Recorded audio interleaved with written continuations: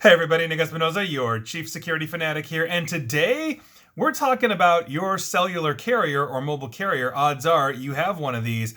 Basically, they're keeping your geolocation data for more than 2 years on average, and you can't opt out. Now, here's what's going on. This is coming from Cyberscoop, and I thought this was really interesting. I got a lot of thoughts on this. Now, here's what's up. 10 of the top 15 mobile carriers collect geolocation data and provide no way for you, the consumer, to opt out, according to information from these telecom companies, basically talking to the Federal Communications Commission that was published yesterday on Thursday. Now, the carrier's answers to questions about data collection and retention from the FCC come in response to a July request from the agency seeking information on geolocation practices in light of concerns about how law enforcement could use phone data to arrest abortion seekers in states where the procedure is now illegal or soon will be outlawed. I've talked about that before, basically even wrote an article about this saying, hey, all of this information that's being collected on you can be subpoenaed in a court of law. You're posting on Facebook,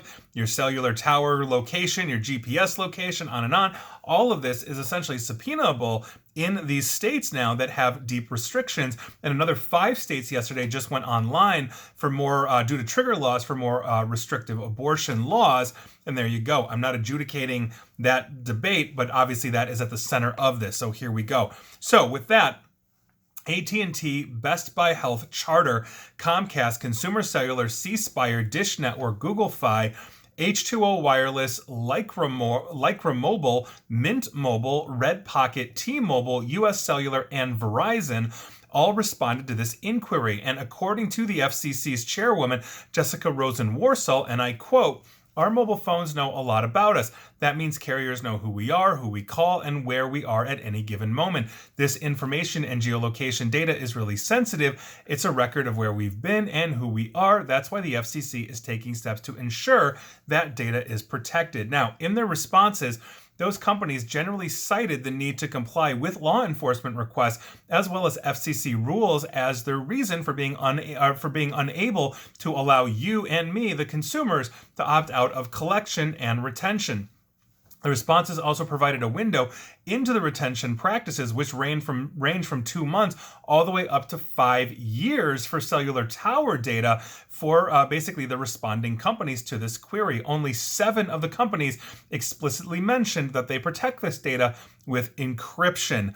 Meaning, of all these 15 companies, only half, slightly less than half, are actually encrypting that kind of data, or at least admitting to it. That is a terrifying prospect, especially since we are in the age of prolific hackers. And we have seen T-Mobile, Verizon, and others, I believe US Cellular's on that list, also suffered data breaches, multiple sometimes, in the last 3 to 5 to 7 years.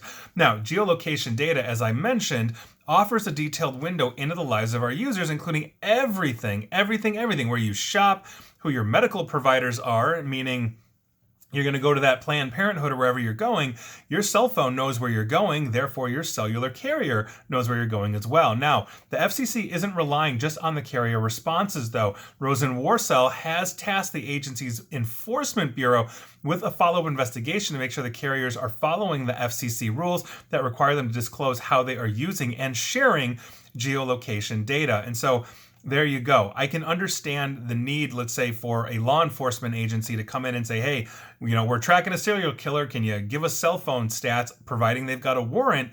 But obviously, with the abortion landscape now changing, meaning Roe v. Wade has been overturned, some states are still, it is what it was. Some states are changing to make laws more restrictive. What we've opened up here, and again, I'm not adjudicating Roe v. Wade or anything like that, but we've opened up a can of legal worms here.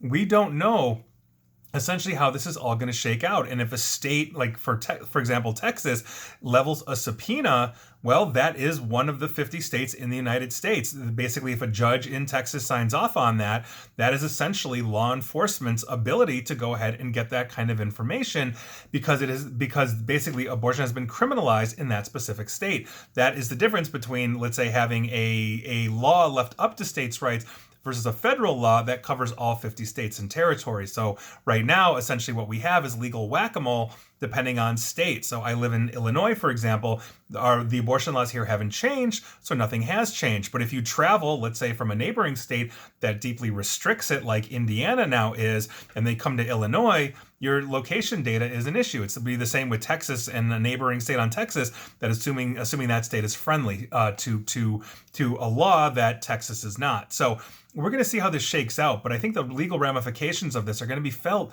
for quite some time, and we are going to see a lot of legal test cases where women have crossed state lines to have that procedure done, and they're going to be litmus tests in those specific states going all the way up possibly to the Supreme Court that may reaffirm this essential, one state does one thing, another state does another thing, or maybe we're going to have a little more ease of enforcement. We have no idea what's happening, but the bottom line is, for privacy's sake, even outside of Roe v. Wade, understand your cell phone tracks you no matter where you go. I throw it in my car and I drive from Chicago to LA.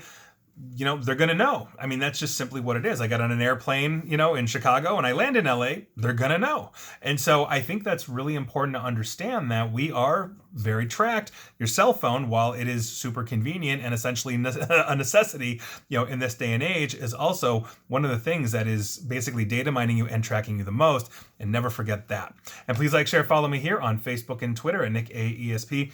And please feel free to subscribe to me at YouTube as well. And as always, stay safe, stay online, and please attempt to stay private. Thanks, everyone.